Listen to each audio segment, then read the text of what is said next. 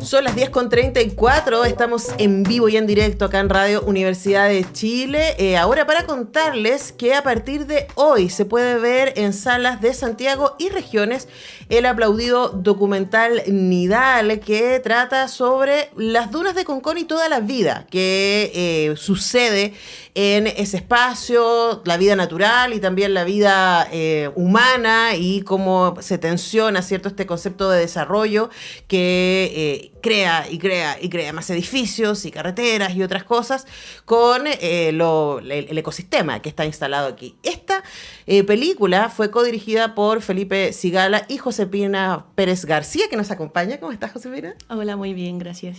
Estábamos hablando con Josefina, yo fui su profe hace muchos años atrás, guié su tesis sobre montaje, además, sí. Y vamos a hablar de cómo aquello, porque Josefina, además de codirigir, fue la montajista de esta película que la podríamos instalar dentro de aquello que llamamos documental contemplativo, de observación, ¿no? Claro, sí. Porque no hay personajes.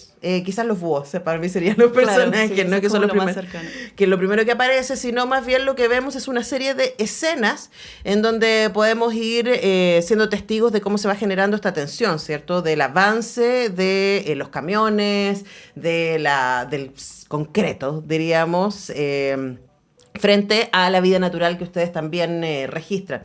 Entiendo que esta película nace de la experiencia de Matías Zúñiga, que es uno también de ustedes cuatro que hicieron ahí como un colectivo para hacer esta película. Cuéntanos del origen y de cómo llegaron a Concón. Bueno, Matías es de Concón, él vivió ahí toda su infancia y su adolescencia hasta que fue a estudiar primero a Valparaíso y después a Santiago.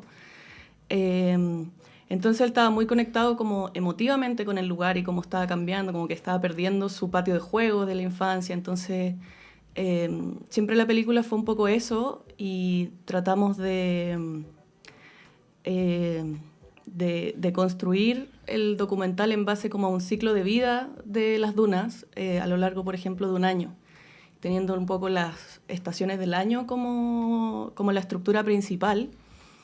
Y Matías escribió un guión en base a eso, en base a su experiencia y cómo es un año en las dunas y cómo en el invierno el agua se come todo y después en primavera todo florece. Y cuando fuimos a grabar, empezamos a grabar, nos dimos cuenta que no, como ya no quedan estaciones. Ahora tenemos solo sequía. Nosotros decíamos, ya, la lluvia va a ser un elemento importantísimo que va a traer a la naturaleza de vuelta, como que esta va a ser su forma de combatir el concreto. Nunca nos llovió, un día nos llovió, que fue lo que logramos poner en la película. Entonces todo el proceso de darnos cuenta que lo que escribió Matías venía como de la nostalgia del lugar y no de lo que realmente estaba pasando ahora y de lo que podíamos registrar, nos hizo un poco darnos vuelta a todo el esquema, como empezar a guionizar de lo que lográbamos grabar y perder ya el guión que habíamos escrito como previo a empezar el rodaje. Entonces ahí se empezó a originar un poco la idea, hasta se reestructuró el equipo. Matías partió como director y como líder de todo este proyecto, y al darnos cuenta que no podíamos basarnos en su experiencia únicamente, porque él estaba muy ligado a lo que recordaba del lugar y le costó mucho soltar como la necesidad de registrar eso y no lo que realmente podríamos registrar, decidimos formar como este colectivo y un poco todos sumarnos a cómo vamos a construir la historia. Yo partí solo como montajista, no iba a grabar y me llegaba el material. Después tomó tanta fuerza el montaje para estructurar la película que yo dije, tengo que conocer este lugar. Empecé a ir a grabar con ellos. Felipe tomó como una figura también de director como yo, un poco para poder estructurar esto desde su visión, que también estaba un poco más ligada al lugar que yo. Yo nunca había ido a Concón, ni a Viña, ni a la Quinta Región en mi vida antes de empezar este documental, que es como algo igual súper raro para una santiaguina. De hecho, están todos muy sorprendidos que yo nunca había ido. Pero también sirvió un poco para lo mismo, como para un poco poner mi visión desde afuera y lograr como que la gente que no vive ahí, que no convive con este lugar todo el tiempo, también pueda encontrar una forma de conectar con el documental y con el espacio. Como entregar esta visión un poco más alejada para que sobre todo el público quizás más internacional pudiera conectar con este lugar tan particular, Y eso, así se fue formando el documental. Estuvimos 2 años y medio, diría yo, grabando después, y al mismo tiempo montando, y después quizás 1 año y medio más solo montando. Pandemia, además. En pandemia. Primero nos forzó un poco a parar el rodaje, que igual estuvo bueno porque no dejábamos de grabar y siempre queríamos más. Entonces nos forzó un poco a parar el rodaje, primero el estallido social, porque ya íbamos a grabar y era otra cosa la que estaba pasando. Ya no podíamos registrar como las imágenes que se ven ahora en el documental, que están un poco más cotidianas, como que dejó todo el espacio de ser... no sé, se fue todo como claro, para otro lado. Era un momento bien particular a lo largo de todo Chile. Correcto, entonces si es que seguíamos grabando ahí teníamos como un poco que meterlo y era un poco más difícil, entonces ahí nos forzó un poco parar el rodaje. Después dijimos ya, se empezó todo a tranquilizar un poco en el verano, dijimos ya, volvamos a grabar, pandemia, y fue como ya. Listo. Pero igual ya lleva. ¿Cuántas horas de metraje llevaban a esas alturas? Hoy como 60 jornadas donde salíamos a grabar todo el día, entonces era muchísimo material. A mí de la universidad como que se reían porque andaba con bolsas y bolsas de discos teniendo que ir a mostrar lo que estábamos haciendo. Claro, entonces, la película hoy día dura 61 minutos. Claro. ¿Y cuántos minutos partiste? ¿Lo calculaste en algún momento, no? ¿De material? Sí. Hoy no, pero eran por lo menos 70 jornadas. Cada jornada eran por lo menos 4 horas, generalmente mucho más. Entonces, estaba en una piscina de material. Sí, me puedo imaginar.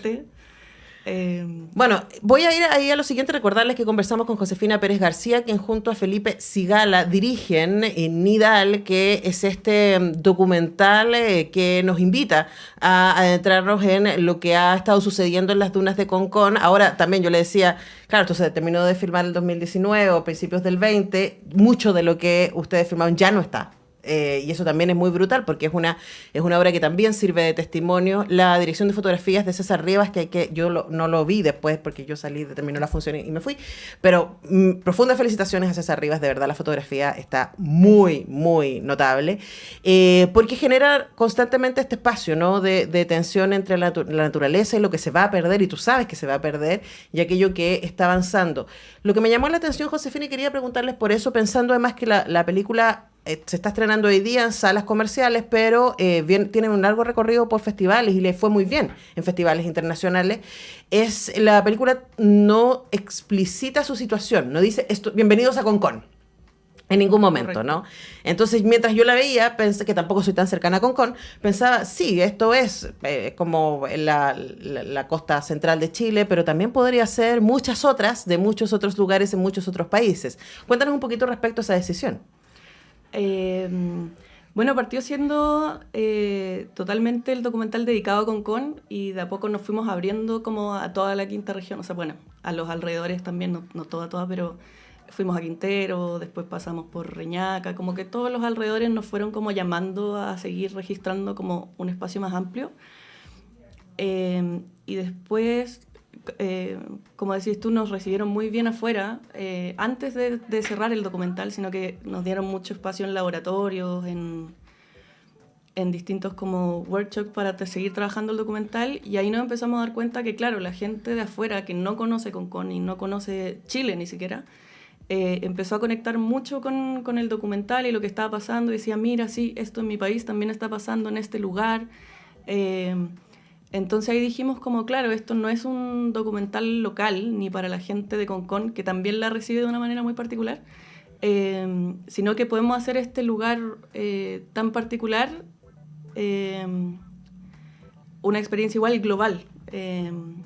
Entonces, como parte de mi ejercicio del montaje también fue ese, como un poco no perder las particularidades del lugar, pero también no cerrarlo a gente que no conoce el lugar. Uh-huh. Entonces, nos pasó mucho al principio que la gente que conocía Concón nos decía, pero es que conectaron este lugar con este otro y yo sé que no están al lado, entonces si el pájaro vuela de acá para allá, yo sé que no es así, entonces me choca, no sé qué. Y después nos dimos cuenta que la gente de afuera le daba lo mismo, pues decía, oh, wow, todo esto está pasando en el mismo lugar. Vemos un pájaro que vuela de un edificio a la refinería y está todo tan cerca, no sé qué, y también usamos como bueno, César usaba lentes para tratar de que todo esto se juntara más y Ujú. viéramos que todo está quizá un poco más cerca. Claro, termina siendo un lugar ficticio, de alguna manera, Correcto. a pesar de que son montones de lugares. Ahora, es fácil conectarlos, ¿no? Y a mí también me impactó en una bonita manera que la fotografía de Nidal, el trabajo que hace César, logra captar también la belleza de la máquina. Hay un par de tomas muy steampunk de las maquinarias, ¿no? Y de estas empresas que están junto al mar desde lejos, ¿cachai? Que son estas cosas gigantescas que tiran vapor, ¿cierto? Pero que están llenas de una belleza que es invasiva, que es nociva, lo sabemos, ¿cierto? Que ha transformado algunas de estas playas en lugares de sacrificio, pero que también tiene su propia presencia en términos de imagen, ¿no? Que también tiene su propia belleza. ¿Cómo fue? Ahí saltémonos al montaje, porque ¿cuál fue tu lógica para ir diciendo esto queda adentro, esto queda afuera? Fue súper difícil porque había tanto material y tantas cosas que estaban pasando que nos costaba mucho conectar y que no fueran como escenas sueltas, como que armar como la estructura para que se entendiera una historia fue lo más difícil. Y en cuanto a escoger el material fue primero un poco la experiencia de mis compañeros yendo allá. Me decían como, mira, grabamos esto, está espectacular, no sé qué, yo creo que esto puede pegar con esto. Yo lo veía y decía, ahora que lo veo yo y trato de juntarlo, no pega. Entonces vamos viendo distintos momentos donde puede unir distintos escenarios. También tenía mucho que ver lo que tú decís, como la estética de los planos. Yo encontraba planos que lograban algo como espectacular, como un cuadro, pero que lograba contar algo. Eso tiene como... César tiene un ojo muy sensible respecto a eso, entonces él escogía grabar a un búho y no al otro porque uno estaba con una cara un poco más nostálgica que cosas que se pasaban en su mente. Pero después en el montaje uno se da cuenta que podía lograr como construir eso igual, como darle emoción hasta los edificios, hasta la refinería de noche, que es hermosa al final, pero sí, uno pues sabe lo nociva que es, pero también era como, claro, mostrar esto y es evidente que es como un poco nuestro antagonista, pero no por eso tiene que ser feo, no por eso tiene que ser como... O sea, tiene su seducción. Exacto, sí, y nosotros también pensábamos como... que claro, como que hay gente que no ve tanto la destrucción del medio ambiente, sino que ve progreso y tecnología, y no es objetivamente malo para todo el mundo. Entonces, todo tenía como su lado estético y un poco cómo lo queríamos instalar en el documental. Entonces, ahí fue como, queremos este plano donde la refinería se ve fea o donde se ve increíble. Entonces, ahí vamos armando como mundos...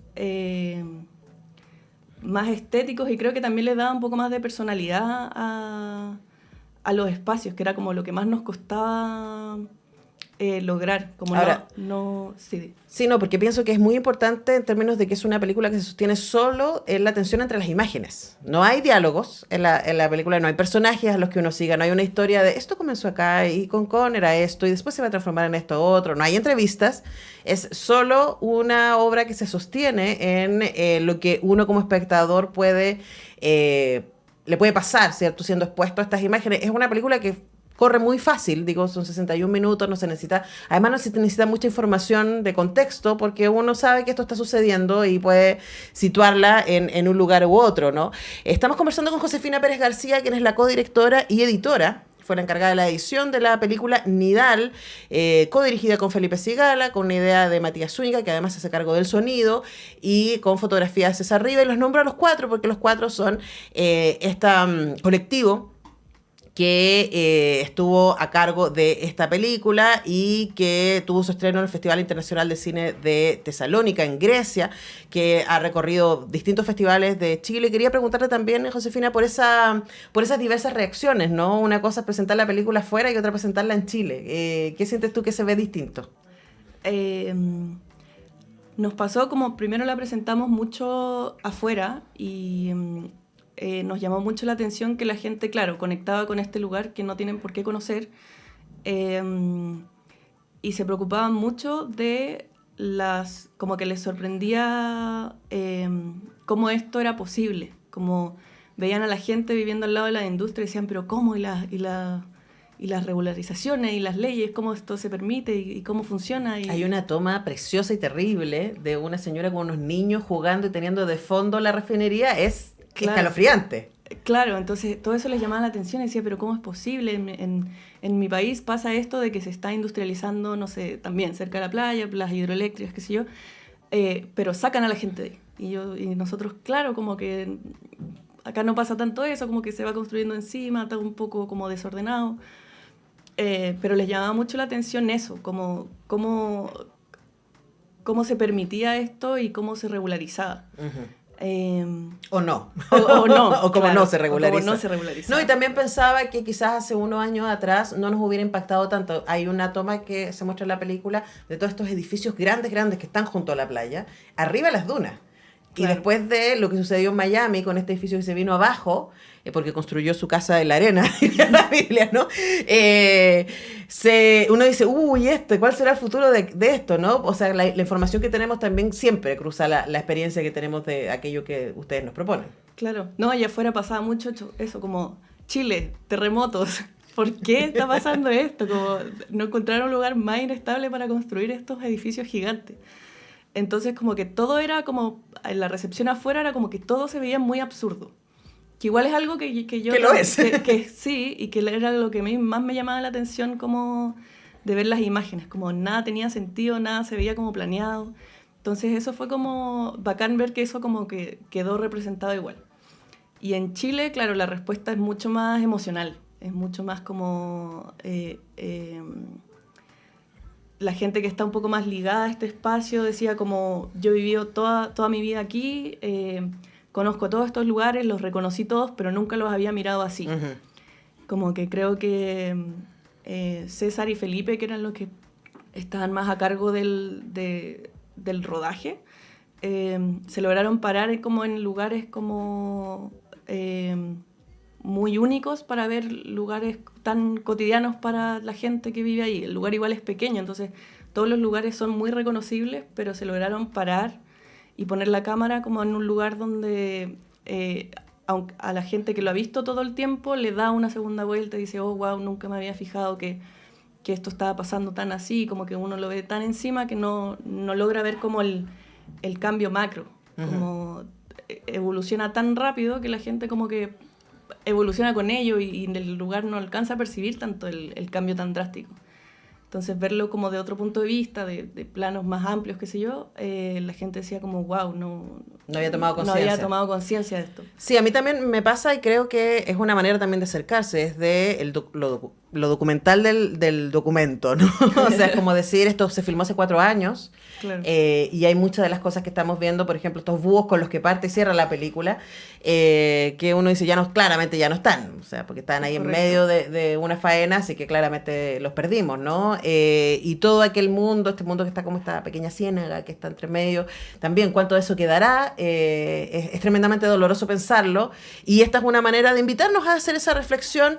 La película Nidal está en cartelera, la pueden ver en Santiago y en regiones desde hoy día. Es una película de 61 minutos, ojalá que la vean además mucho gente joven. Yo pensaste en una película que deberían ver en los colegios, ¿cierto?